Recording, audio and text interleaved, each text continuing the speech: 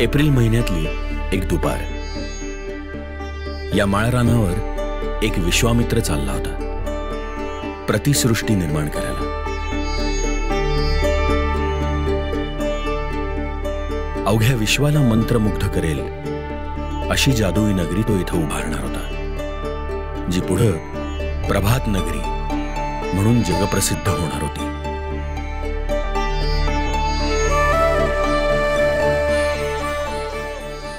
हा विश्वामित्र होता विष्णुपंत गोविंद दामले.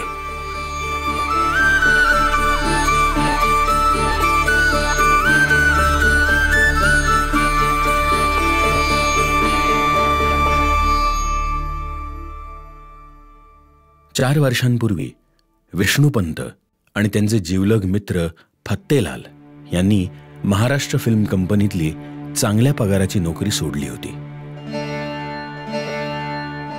फत्तेलालांसोबत स्वतःची फिल्म कंपनी काढायचा विष्णुपंतांचा निश्चय होता. पण त्यासाठी भांडवल जमवणं सोपं नव्हतं आणि हातात पगार नसताना घरही चालवायचं होतं.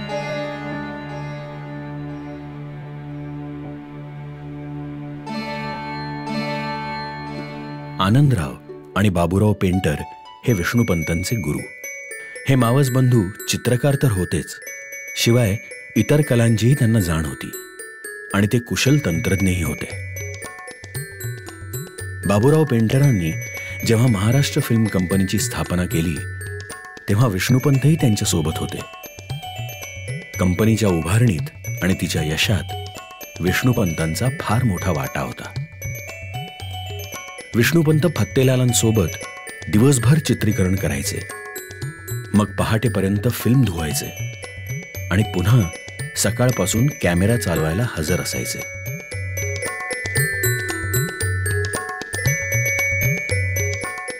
दामले फत्तेलालांची ही जोडी कला दिग्दर्शनाचीही जबाबदारी सांभाळायची.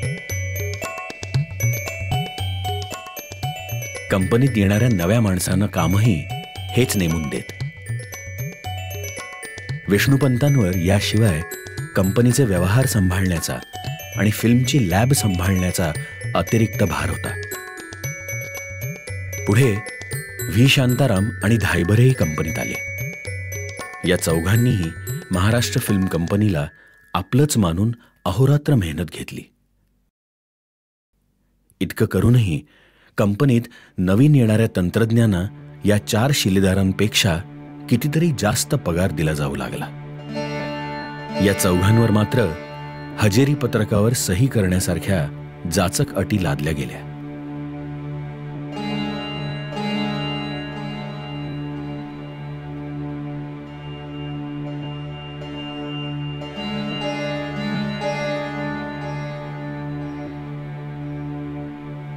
शांताराम आणि धायबरांनी तडकाफडकी राजीनामे दिले, परंतु विष्णुपंतांना आणि फत्तेलालांना इतक्या वर्षांची ही साथ अशी पटकन सोडणं जमेना.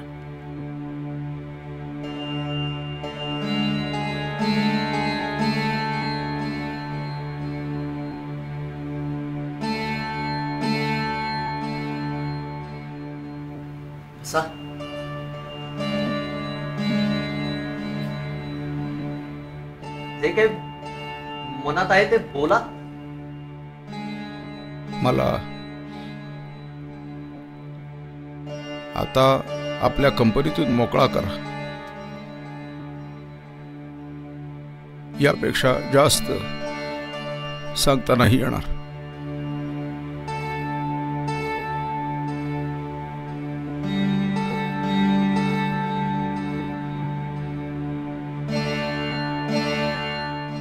दामले फत्तेलालांप्रमाणेच शांताराम आणि धायबरही स्वतःची फिल्म कंपनी काढण्याच्या खटपटीत होते.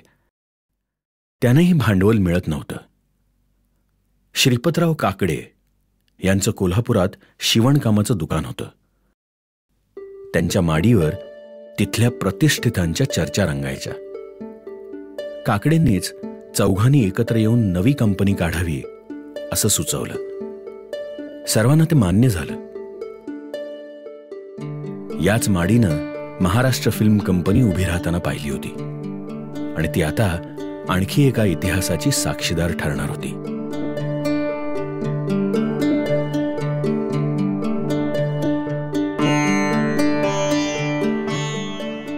लवकरच विष्णुपंतांमुळे भांडवलाची मोठी समस्या दूर झाली. सीताराम पंत कुलकर्णी हे कोल्हापुरातले एक धनवान सराफ होते. त्यांची महाराष्ट्र फिल्म कंपनीत ये-जा होती.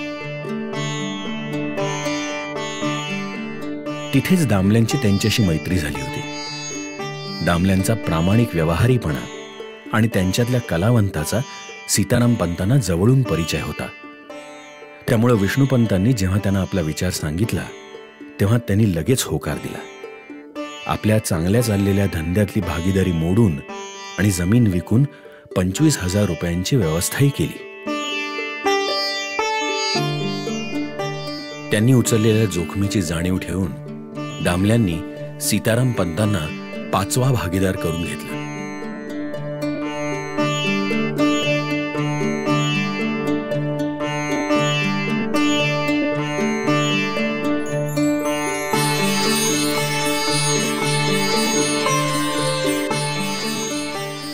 कोल्हापुरात मंगळवार पेठेतली एक पडीक जागा भाड्यानं घेऊन तिथं स्टुडिओच्या उभारणीची सुरुवात करण्यात आली. मुहूर्ताचा विषय निघाला तसं दामले मामा म्हणाले, मुहूर्त वगैरे बघत बसू नका. येत्या सोमवारी 1 तारीख आहे. तोच मुहूर्त. शुभस्य शीघ्र. दामले मामांच्या पत्नी पार्वतीबाई यांच्या हस्ते 1 जून 1929 रोजी मुहूर्ताचा कलश ठेवण्यात आला आणि जिच्यातून अनेक सुरस आणि दर्जेदार कथांचा जन्म झाला अशा प्रभात नावाच्या वास्तववादी दंतकथेची सुरुवात झाली.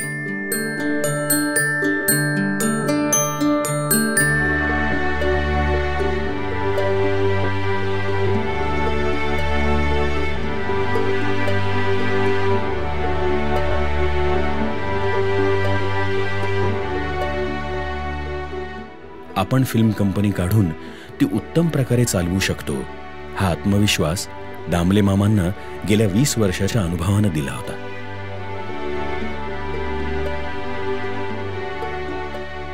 पण दामले मामांच्या यशस्वी प्रवासाची सुरुवात बालपणातल्या एका अपयशानं झाली होती.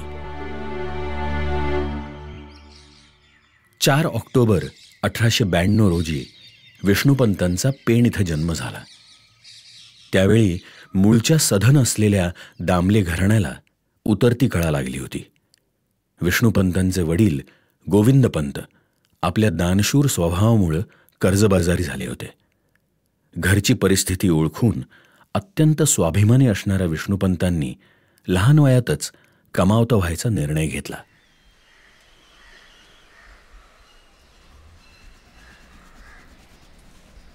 इंग्रजी 5वी नंतर ड्रॉइंग टीचरची परीक्षा देऊन पेणमध्येच शिक्षक म्हणून रुजू व्हायचं त्यांनी ठरवलं.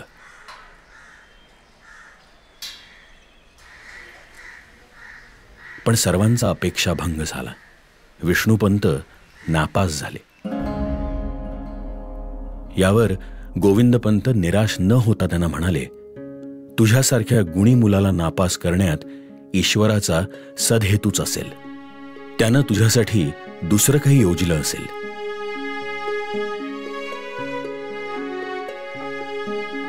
मुंबईच्या ललित कलादर्श या नाटक कंपनीत गोविंदपंतांचे एक स्नेही केशवराव बेडेकर नट होते.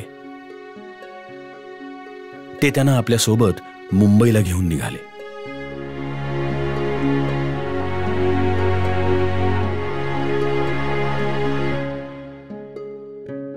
ललित कलादर्शमध्ये नव्या नाटकाचं नेपथ्य करण्यासाठी आनंदराव पेंटर कोल्हापुरातून आले होते. आनंदराव, हा पेंटचा विष्णू दामले तुमच्याकडे शिकायला आणले.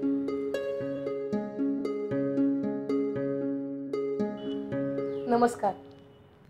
भरपूर कष्ट घ्यावे लागतील. आहे तयारी? पडेल ते कष्ट करण्याची तयारी आहे माझी. बेडेकर, याची व्यवस्था करा. बेडेकरांनी विष्णुपंतांना त्यांच्या स्वाधीन केलं आणि दामल्यांच्या रंगयात्रेला सुरुवात झाली.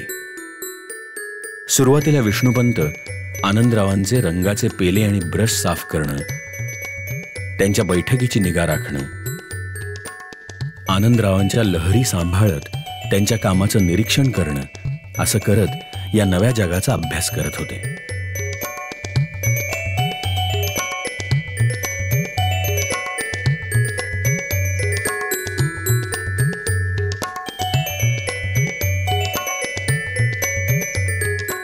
हळूहळू त्यांच्या हातात ब्रश आला. आनंदरावांचं मार्गदर्शन आणि उपजत गुण यांच्या जोरावर विष्णुपंतांनी नाटकाचे पडदे रंगवण्याचं हे नवं कौशल्य लगेचच आत्मसात केलं. सुरुवातीला विष्णुपंतांच्या कामाला फिनिशिंग टचेस देणारे आनंदराव संपूर्ण कामच त्यांच्यावर सोपवू लागले.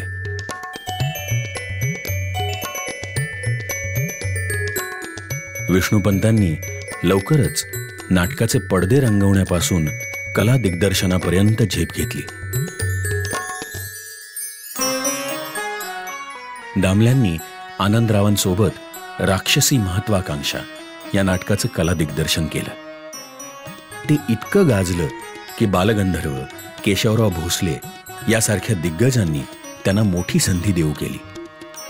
पण दामल्यांनी आनंदरावांसोबत राहून नव्या गोष्टी शिकत राहणंच पसंत केलं. त्यानंतर विष्णुपंतांनी धनुर्भंग आणि कुंजविहारी या नाटकांचं स्वतंत्रपणे कला दिग्दर्शन केलं.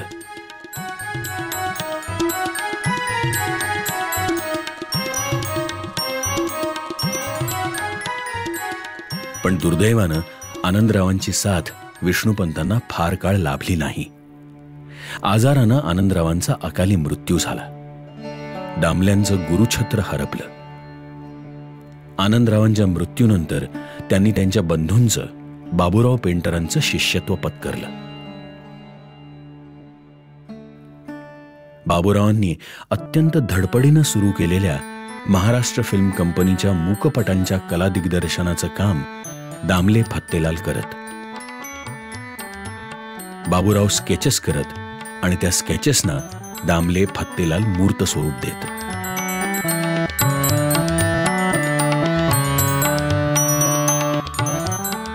महाराष्ट्र फिल्म कंपनीमध्ये बाबूराव पेंटरांच्या छायेत सेट्स उभारणीचा जो अनुभव दामलेंना घेता आला, तो प्रभातच्या उभारणीच्या काळात त्यांच्या कामी आला. प्रभातच्या सर्व मूकपटांचं कला दिग्दर्शन त्यांनी आणि फत्तेलालांनी केलं.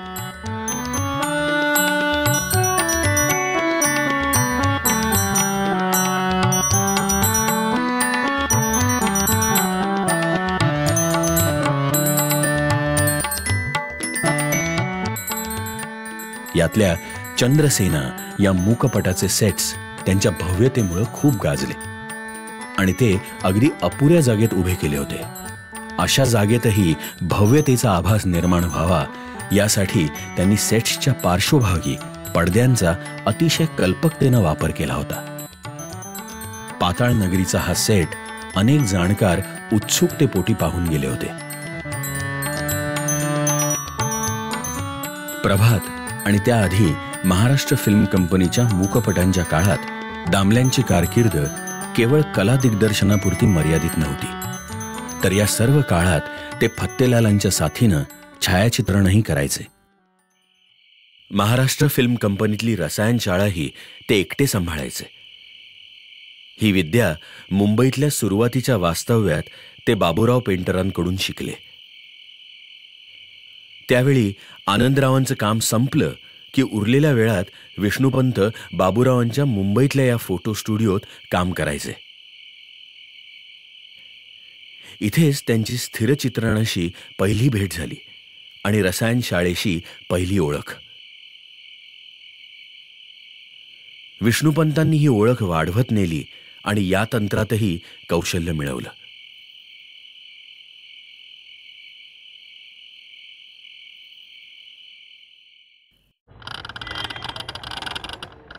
कॅमेरा संबंधीची त्यांची जाण महाराष्ट्र फिल्म कंपनीच्या स्थापनेपूर्वीच्या एका प्रसंगात दिसून येते. पहिल्या महायुद्धाचा काळ होता तो. बाहेरून कॅमेरा मागवणं शक्य नव्हतं. तेव्हा बाबूराव पेंटरांनी इथंच कॅमेरा बनवायचं ठरवलं. सगळं सामान जमलं, पण कॅमेऱ्याला असणाऱ्या चक्राला किती दाते असावेत याचा हिशेब कोणालाच लावता येईना. आणि ते कळेपर्यंत कॅमेरा सुरू होणं शक्यच नव्हतं. शेवटी दामले मामांनी सगळा विचार करून गणित मांडलं आणि दात्यांची संख्या शोधून काढली.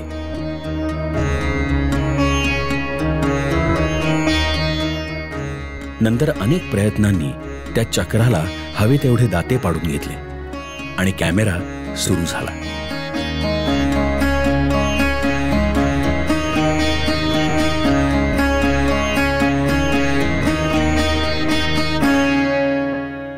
महाराष्ट्र फिल्म कंपनीच्या सैरंध्री या पहिल्या मूकपटानं दामले फत्तेलाल यांची छायालेखनाची कारकीर्द सुरू झाली. सैरंध्री प्रदर्शित झाला, लोकांचा उत्तम प्रतिसाद मिळाला. खुद्द लोकमान्य टिळकांनी या चित्रपटाचं आणि विशेष करून फोटोग्राफीचं कौतुक केलं. पुढं प्रभातनं अयोध्येचा राजा हा पहिला बोलपट करायचं ठरवलं. त्यासाठी इतर जुळवाजुळव सुरू असतानाच ध्वनियंत्र आलं. या ध्वनियंत्रात चित्रणाच्या आणि ध्वनीच्या वेगळ्या पट्ट्यांची सोय होती. त्यामुळे संकलनासाठी स्वातंत्र्य मिळेल हा विचार करून दामले मामांनीच ते अमेरिकेहून मागवलं होतं. आता प्रश्न होता, ध्वनिलेखन कोण करणार?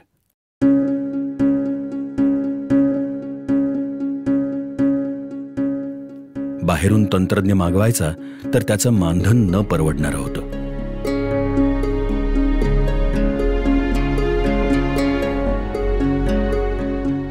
यंत्रांशी खेळण्याचा आणि त्यांचं तंत्र जाणून घेण्याचा छंदच असणारे दामले मामा पुढे सरसावले आणि त्यांनी अनेक प्रयोग करून, अभ्यास करून ध्वनिलेखनाची आणखी एक कला आत्मसात केली.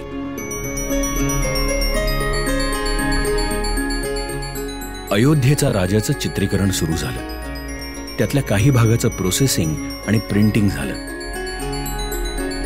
सगळेजण उत्सुकतेनं कानाचे डोळे करून प्रिंट पाहायला बसले,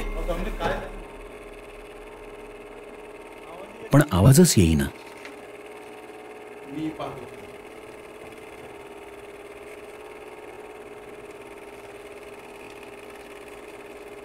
फिल्मवर साऊंडची पट्टी उमटलेली होती, म्हणजे दोष प्रोजेक्टरमध्ये आहे हे दामले मामांनी ओळखलं आणि त्यांनी तो दोष दूर केला आणि अयोध्येचा राजा बोलू लागला.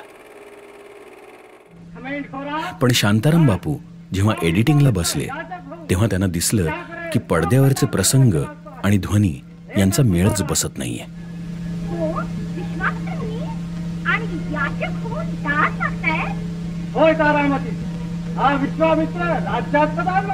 पुन्हा दामले मामा कामाला लागले. समस्या गंभीर होती. यंत्र नवं होतं. कसलंही प्रशिक्षण नाही, कोणाचंही मार्गदर्शन नाही. अशा स्थितीत रात्रभर खटपट करून त्यांनी दोष शोधून काढला.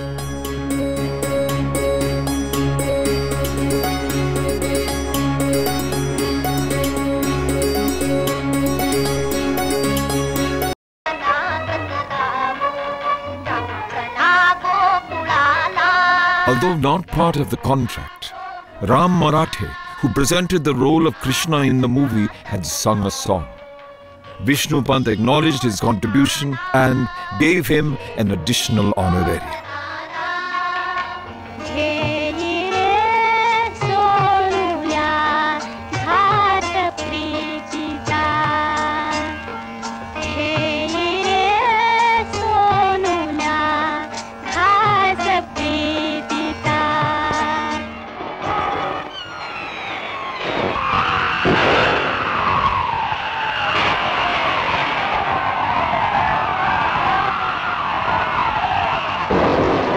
In this film, too much of miracles and magic was purposely avoided, but effectively used whenever required.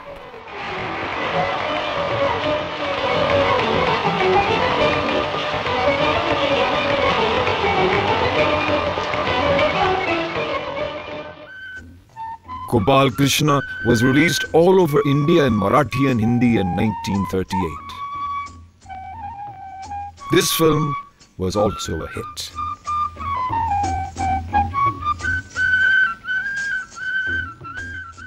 Critics admired Gopal Krishna, endorsing that Sant Tukaram was not a mere coincidence or a fluke, but a thoughtfully crafted masterpiece.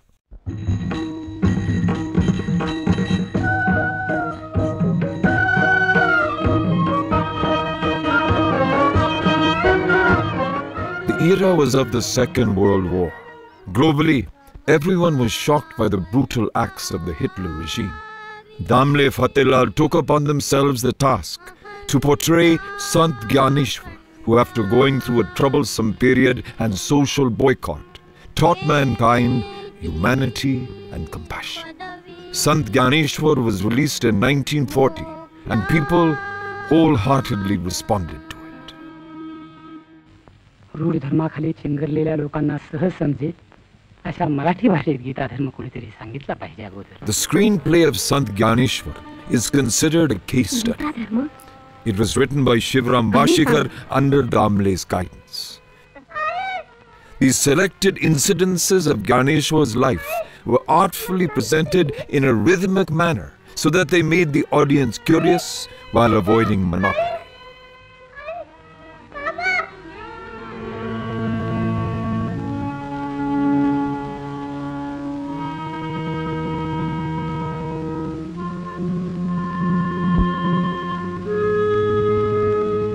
Sant Gyaneshwar was an instant hit across India. Just like Sant Tukaram, the film received an overwhelming response from England, China, Indonesia and the Middle East.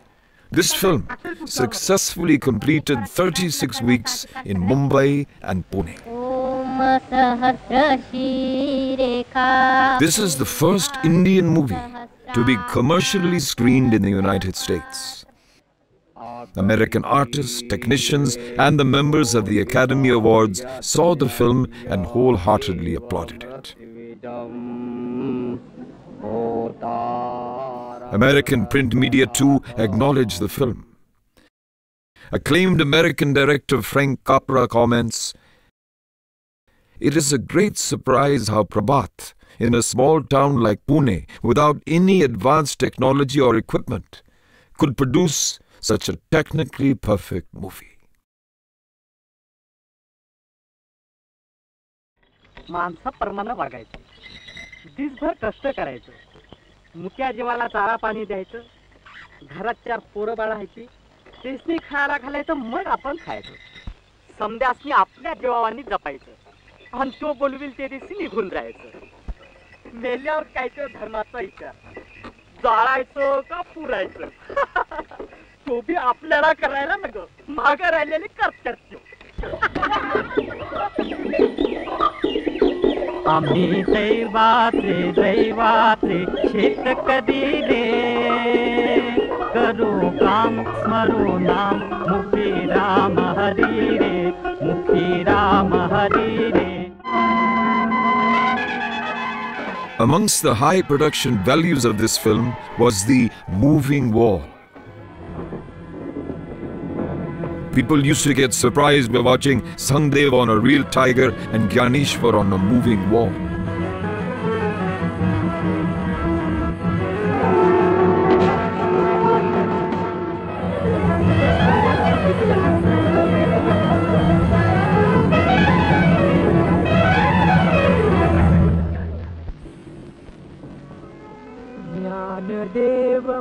All the films Vishnu Pant directed with Fatehlal were based on mythological stories.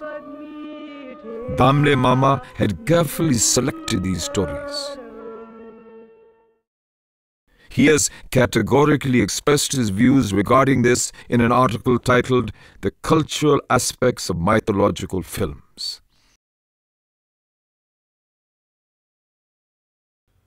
A vocal section of the film going public, I am afraid, is under a spell of adolescent confusion.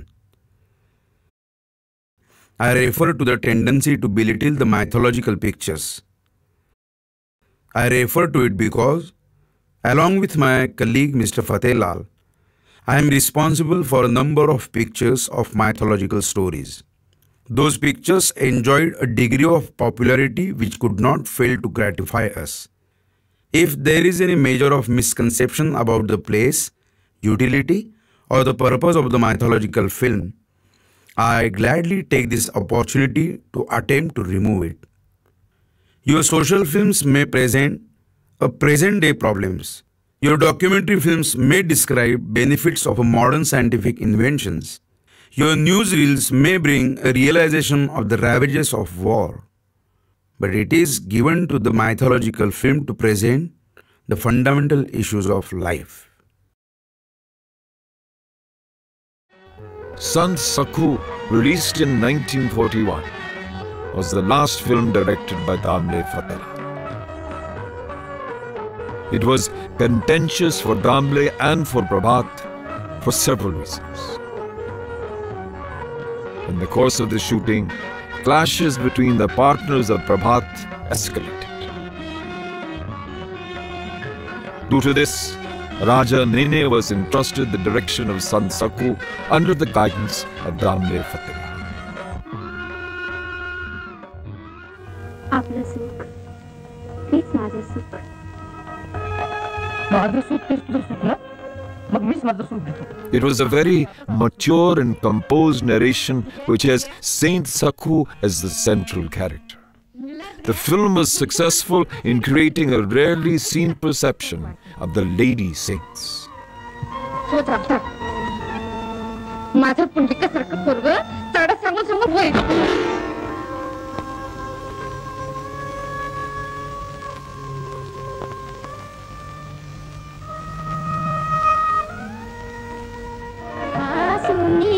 सदा सोसावे, हासुनी सदा सोसावे, शुभ बोल मुखे बोलावे, शुभ बोल मुखे. There are many aspects to the image of Sant Sakhu.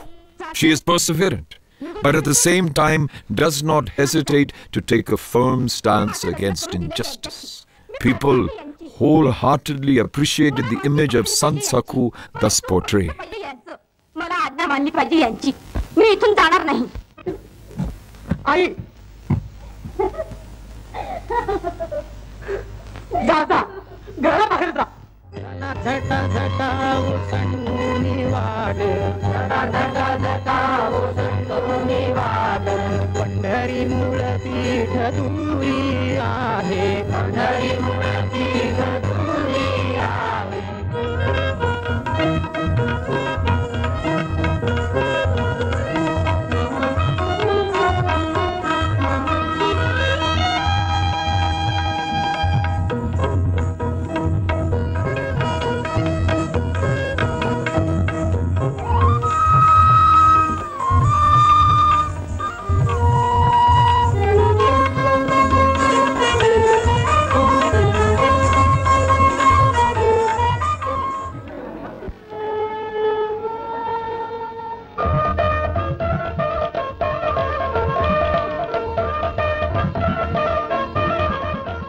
Sant Sakhu was released on 25th December 1941. It too received the expected success, but nobody was in a frame of mind to celebrate. Just 6 months later, Shantaram quit Prabhat.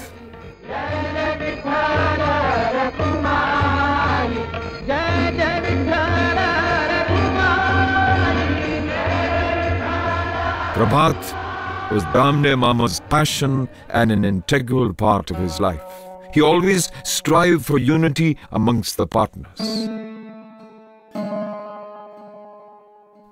Keshavrao Dhaiba's decision to quit Prabhat distressed Damle Mama deeply. He tried several ways to pacify Dhaiba.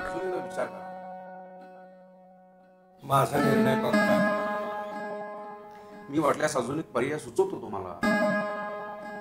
विचार करा, तुम्ही दररोज स्टुडिओत येऊ नका वाटल्यास. तुमच्या भागीदारीचा हिस्सा दर महिना घरी पोहोचला केला जाईल. But Dhaibar, determined to establish his own company, did not relent.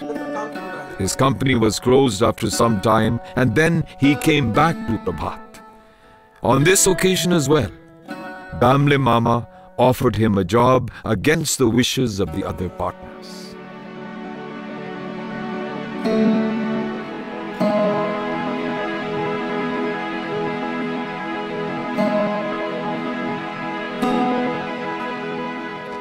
He made sincere efforts to persuade Shantaram also to not quit, but his labors were unsuccessful. But Fateh firmly stood by him even in such difficult circumstances. The friendship between Damle and Fateh seemed to be like a fairy tale. Fateh was Babu Rao's disciple and Damle was the follower of Anand Rao. They found a friend in each other when they met in Kolhapur for the very first time, and a bond thus created lasted till the very end. Keeping aside all the other assignments, the Painter brothers were trying hard to establish a film company. During this time, Damle Fateh had become unemployed and suffered a great deal. They spent a tough time together in Mumbai.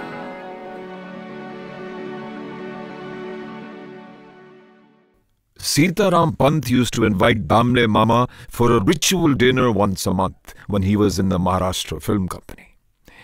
Sitaram Pant was aware that Damle Mama would not come alone, so he used to invite Sheikh Fateh as well.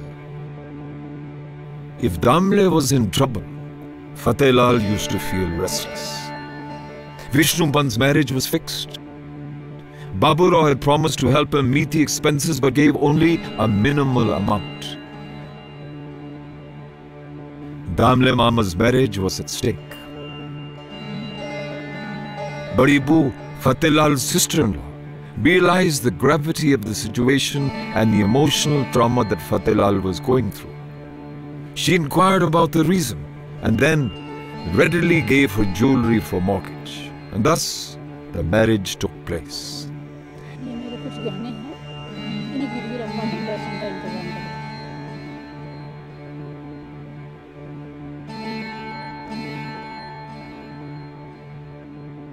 Their religions were different, and so were their personalities. Damle Mama was very practical-minded and reserved. Fateh was sensitive and used to trust people blindly. But they shared a vital familiarity. Both were genuine artists. Shezari, a production of Prabhat, was based on their friendship, envisioned by Shantaram Bapu. A coincidence made these dear friends neighbors when the bungalow plots for the partners were chosen by a lucky draw.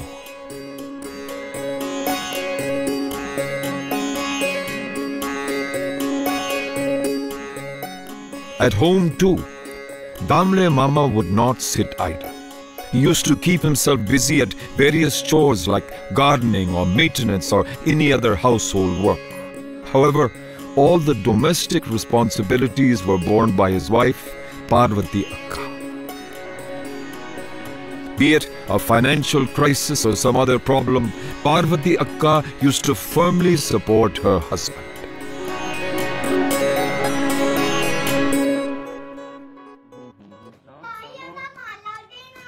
A few days into his marriage, Damle Mama's mother-in-law breathed her last. He was extremely concerned for the welfare of his wife's siblings and decided to bring them home. Already, the house had Damle Mama's two brothers and their wives and Raja Nene, his nephew.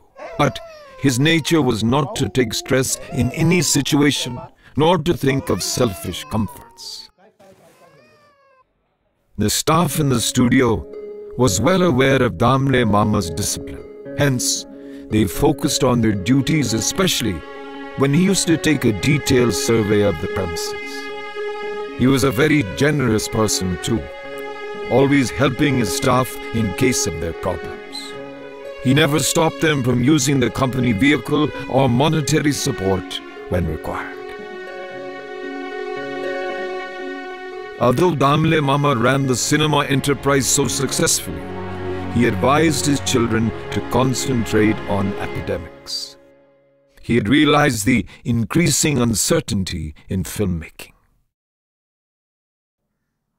It was Dada Saheb Phalke's downturn when he approached Prabhat with the story Japani Pankha. The story was not appealing, but Damle Mama gave a handsome honorarium to Dada Saheb Phalke and purchased the story. The other partners were upset about this because they knew it was not possible to make a movie on this concept, to which Damle Mama reminded them that he is the one who made the first Indian film.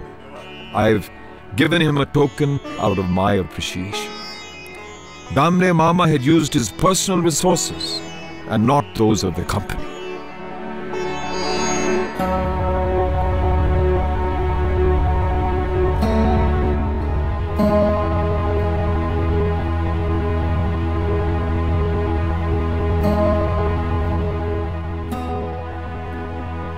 Damle Mama was struck by illness in 1942. Nevertheless, he actively monitored the ambitious project of Ram Shastri. His valuable suggestions were vital for Ram Shastri, right from scripting to post-production. Damle Mama's health took a serious downturn, and Prabhat's management became slack. It was a torrid time for the company, and the person capable of handling the situation was on his deathbed. But even in his personal health trauma, he attended the wedding of Fateh Lal's daughter. But alas, Vishnu Pant Damle breathed his last on the 5th of July 1945. In all the journey of his professional life, Damle Mama always remained behind the curtain as an unsung hero. He was insistent on taking initiatives, but not for taking the due credit for them.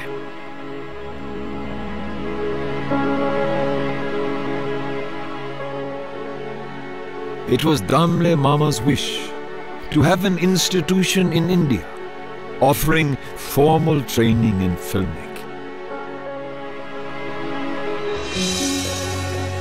It was his far-sightedness, or perhaps he had gauged the future of Prabhat.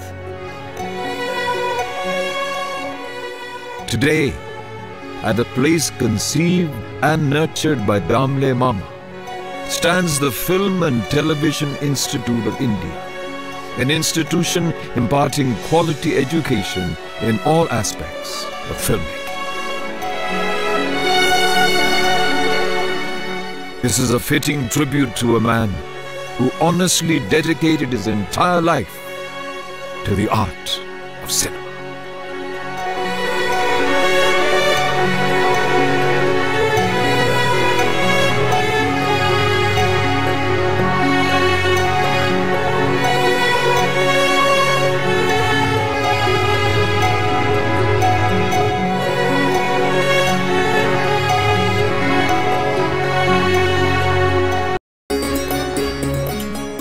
छायायंत्राच्या आणि ध्वनियंत्राच्या पट्ट्यांमधल्या गतीत फरक होता आणि त्यामुळेच हा दोष निर्माण झाला होता.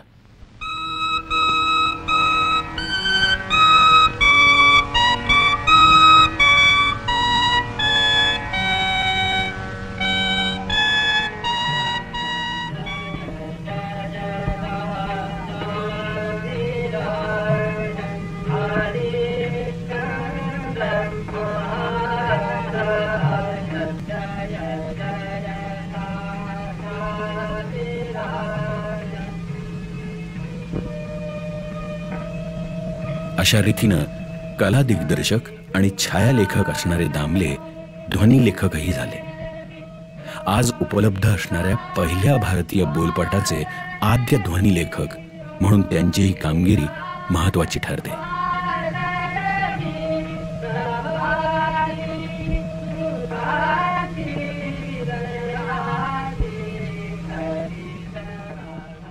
ध्वनिलेखनाचा गांभीर्यानं विचार करून त्याविषयी लिहिलेल्या लेखात देशी बोलपटांसाठी परदेशी ध्वनिलेखकापेक्षा आपली भाषा जाणणारा देशी ध्वनिलेखकच कसा योग्य आहे हे त्यांनी विशद केलं.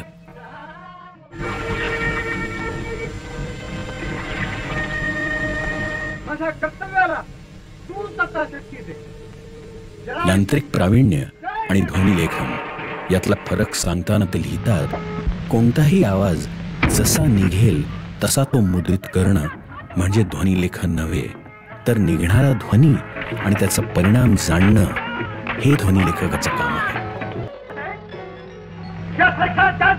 लग्न करू, तिला आपल्या बाळाची गोळ करणं यातच खरा पुरुषार्थ आहे.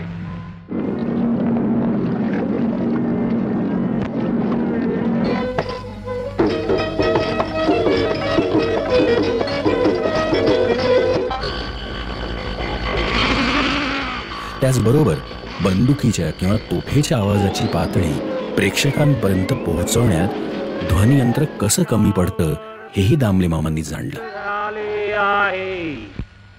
म्हणून नटाच्या उच्चारावरून त्याची मनस्थिती व्यक्त होते की नाही हे ध्वनिलेखकांना ठरवायचं असतं, असंही ते लिहितात. मग उद्या जेवायला येणार ना आमच्या घरी? हो, उद्या जेवायला येणार ना आमच्या घरी? उद्या जेवायला येणार ना आमच्या घरी? ध्वनिलेखनावर दामलेंनी स्वतःची छाप उमटवून शंकरराव दामलेंसारखे ध्वनिलेखकही आपल्या हाताखाली तयार केले.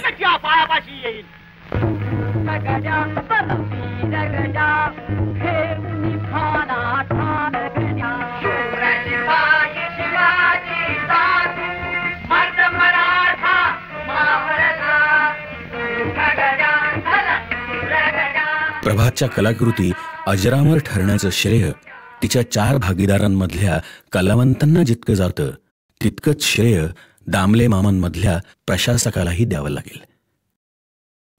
चित्रपट ही एक कला असली तरी ते निर्माण करणाऱ्या कंपनीसाठी तो एक व्यवसाय आहे याचं उत्तम भान दामले मामांना होतं. याची साक्ष त्यांनी बाबूराव पेंटरांना लिहिलेल्या एका पत्रातून मिळते.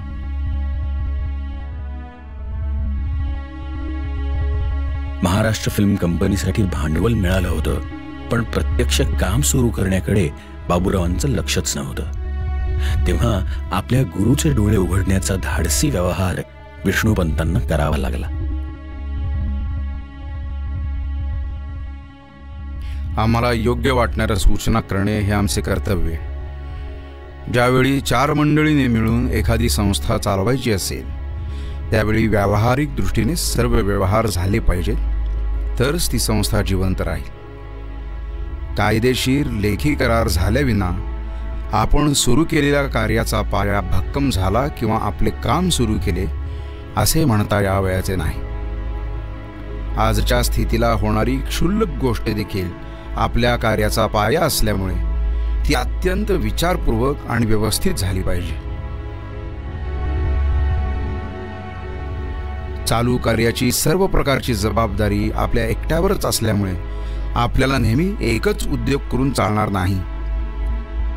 आपला हेतू सिद्ध होण्याकरता आज प्रत्येक कामाकडे जातीने लक्ष पुरवणे ही अतिशय महत्त्वाची गोष्ट आहे. वरील सर्व सूचना निरपेक्ष बुद्धीने केलेल्या आहेत, त्याबद्दल आपल्याला वाईट वाटणार नाही अशी आशा करणे गैर होणार नाही. आपला विष्णू गोविंद दामले.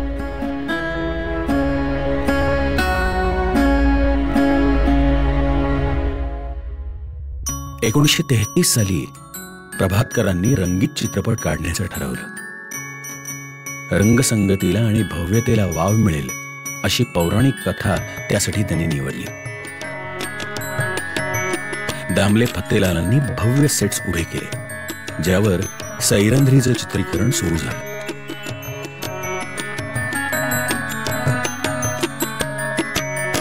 याच वेळी प्रभातकरांना कोल्हापुरातून स्टुडिओ हलवायचा होता.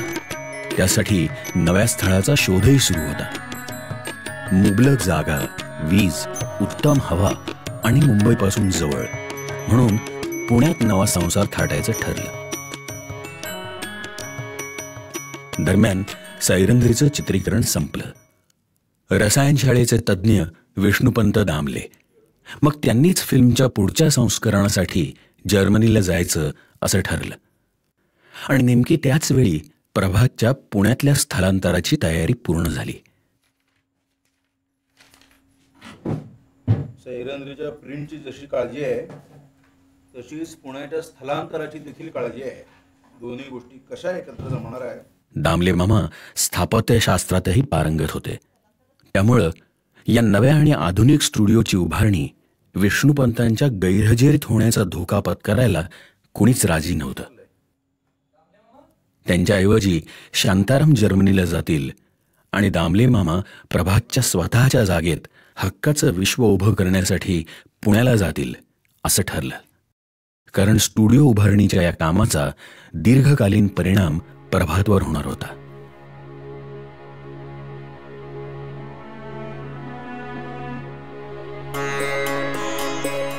लॉ कॉलेज जवळच्या हनुमान टेकडीच्या पायथ्याशी 11 एकराच्या माळावर दामले उभे होते. त्यांच्या मनात प्रभात नगरीचा आराखडा तयार होत होता.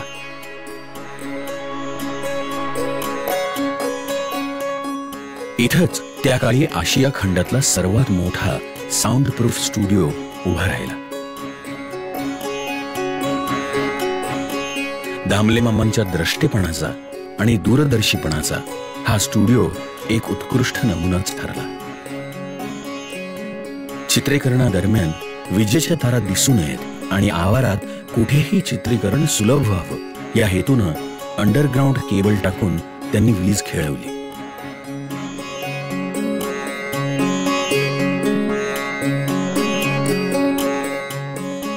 संपूर्ण स्टुडिओला फिल्टर्ड पाण्याची सोय केली.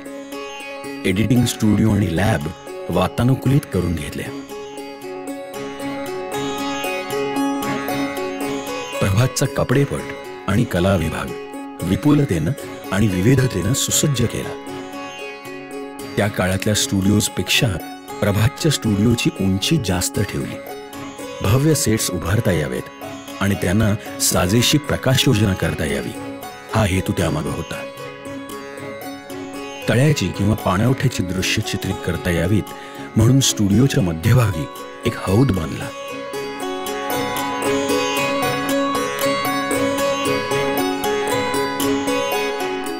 बाहेरच्या मोकळ्या जागेत बाह्य चित्रीकरणासाठी आवश्यक असणाऱ्या सोयी करून घेतल्या. दामल्यांच्या स्थापत्य कलेबरोबरच त्यांच्या व्यवस्थापन कौशल्याचा हा स्टुडिओ एक वस्तुपाठच होता.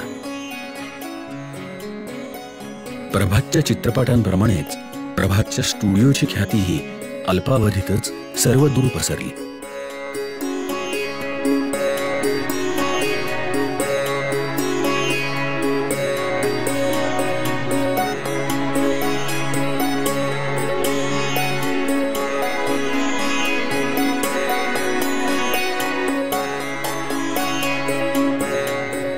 प्रभात हा पुण्याचा एक मानबिंदू ठरला.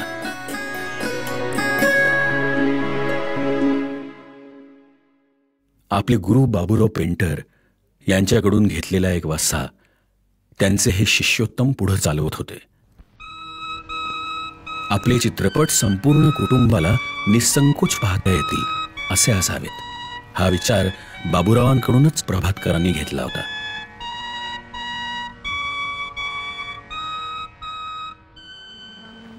प्रभातच्या सकस आणि यशस्वी चित्रपट निर्मितीच्या परंपरेवर 1936 साली प्रदर्शित झालेल्या संत तुकारामनं कळस चढवला. दामले फत्तेलाल या जोडीनं दिग्दर्शित केलेल्या संत तुकारामनं प्रदर्शनाचे नवे विक्रम तर केलेच, पण देशी विदेशी तज्ज्ञांनी आणि जाणकारांनी त्याची मुक्त कंठानं स्तुती केली.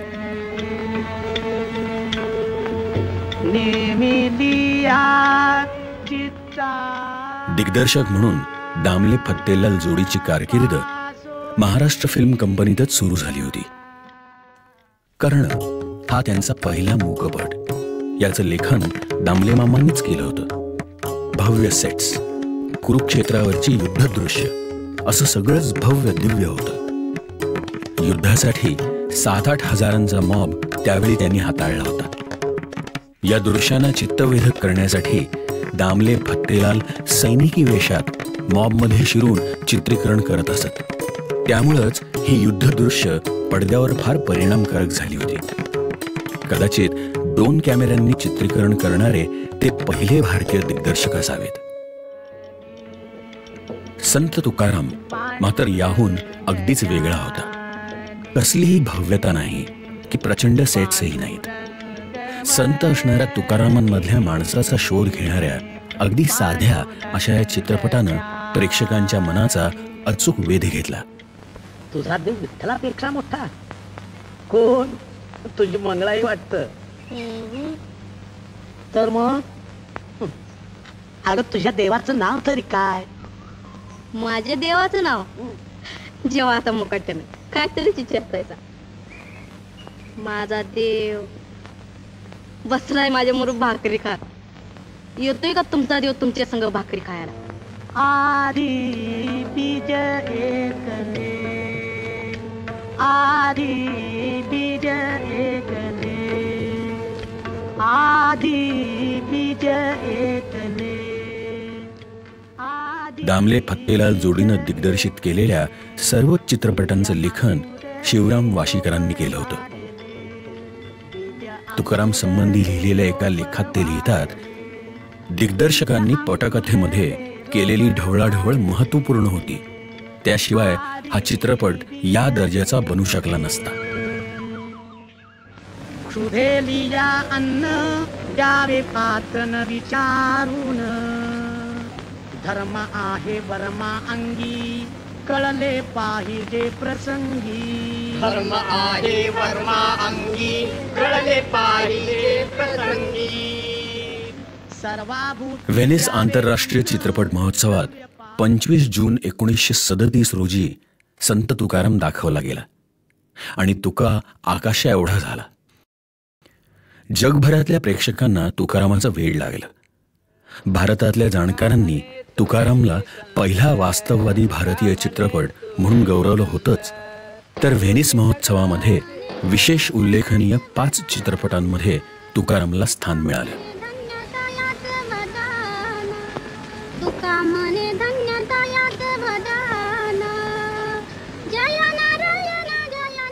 अध्यात्मात सांगितलेल्या भक्तिमार्ग आणि ज्ञानमार्गामधला फरक अतिशय सोप्या भाषेत संत तुकारामनं प्रेक्षकांपर्यंत पोहोचवला. सगळ्यांना सहसाथ नाही, अगदी सामान्य आणि व्यवहारी लोकांसाठी भक्तिमार्ग आहे.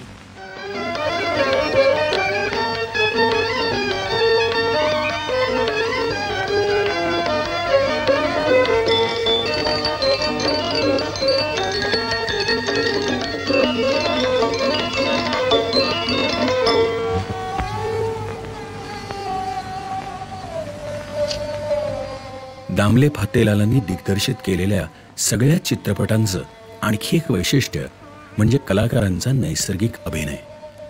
याचं श्रेयही दामलेंनाच द्यावं लागेल. ते कलाकारांना कधीच अभिनय करून दाखवत नसत.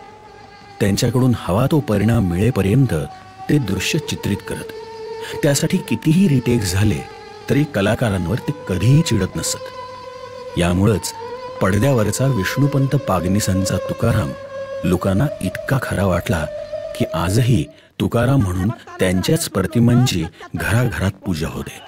ते काही नाही, देवाला जरी आम्हाला दूर लोटलं तरी आम्ही काही देवाला सोडायला तयार नाही. फुटो हे मस्तक तुटो हे शरीर, नामाचा गजर सोडू नये. संत नेभळट असतात असा मानणाऱ्यांचा गैरसमज दूर करून तुकारामाचं आक्रमक रूपही यात पाहायला मिळतं.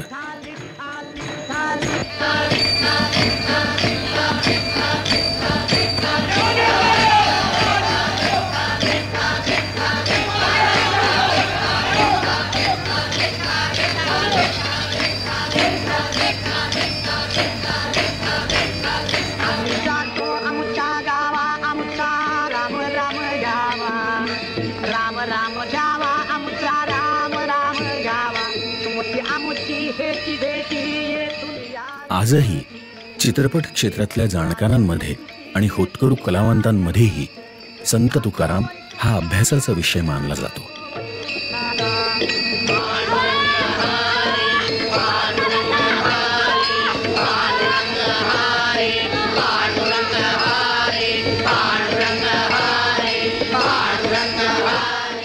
मुंबईच्या सेंट्रल सिनेमामध्ये तुकाराम तब्बल 57 आठवडे चालला. हा त्यावेळी एक विश्वविक्रमच होता. संत तुकारामची निर्मिती अतिशय कमी खर्चात झाली होती, पण दामलेंच्या व्यवहार कुशलतेनं बनलेल्या या लो बजेट चित्रपटाला दामलेंमधल्याच कलावंतानं उच्च पातळीवर नेऊन ठेवलं आणि तुकाराम ही प्रभातच्या इतिहासातली विक्रमी उत्पन्न मिळवून देणारी कलाकृती ठरली, जिनं प्रभातला आर्थिक स्थैर्य मिळवून दिलं. खेड्यापाड्यातल्या प्रेक्षकांना आकर्षित करण्यासाठी बैलगाड्यांवरती पोस्टर्स लावून संत तुकारामची जाहिरात करण्यात आली होती. ही कल्पना होती प्रभातचे वितरक बाबूराव पै यांची. पुढं धायबर सोडून गेल्यावर ते प्रभातचे 5वे भागीदारही झाले. भारतभरातल्या प्रेक्षकांना प्रभातच्या चित्रपटांचा वेळ लावण्याचं श्रेय प्रभातकरांबरोबर बाबूराव पै आणि त्यांच्या फेमस पिक्चर्सलाही द्यावं लागेल. संत तुकाराम नंतर दामले फत्तेलाल जोडीनं पुढचा चित्रपट केला गोपाळ कृष्ण. प्रभातच्याच मुकपटाचा हा बोलता रिमेक.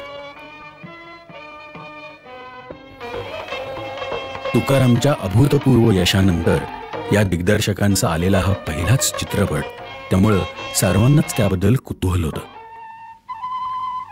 गोपाळ कृष्णच्या वेळी प्रभात नगरीचं गोकुळ झालं होतं. शिवाय तिथे आणलेली अनेक गायीगुरं बाह्य चित्रीकरणासाठी रेल्वेनं डोंबिवलीला नेण्याची यातायातही केली होती.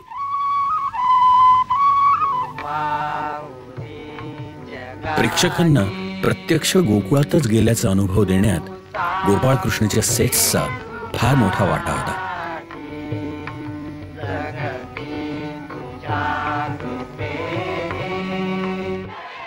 चित्रपटाचा विषय कोणताही असला तरी त्याची वर्तमानातल्या वास्तवाशी सांगड घालायची जाण आणि भान विष्णुपंतांनी कधीच सोडलं नाही. गोपाळ कृष्णही त्याला अपवाद नव्हता.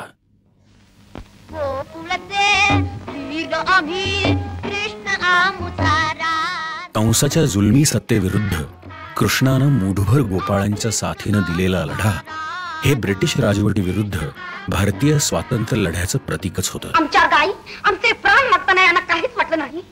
यांनी तिथल्या तिथं कंसाला का मुलता घातला नाही, यांनी का नाही सांगितलं काही मिळणार नाहीत म्हणून. राजा झाला म्हणून त्यांनी असल्या गोष्टीत त्याला काढावं. या चित्रपटातल्या कलाकारांकडून आणि विशेष करून बालकलाकारांकडून जो सहज सुंदर अभिनय दिग्दर्शकांनी करून घेतला त्याचं प्रचंड कौतुक झालं. तू सांगत होता कृष्ण भाकरी खाऊन येतो म्हणून. अरे हेंदे म्हणजे कसला थापड आहे, तुला नाही ठावत. अरे आईच्या पोटात असल्यापासून थाप मारते.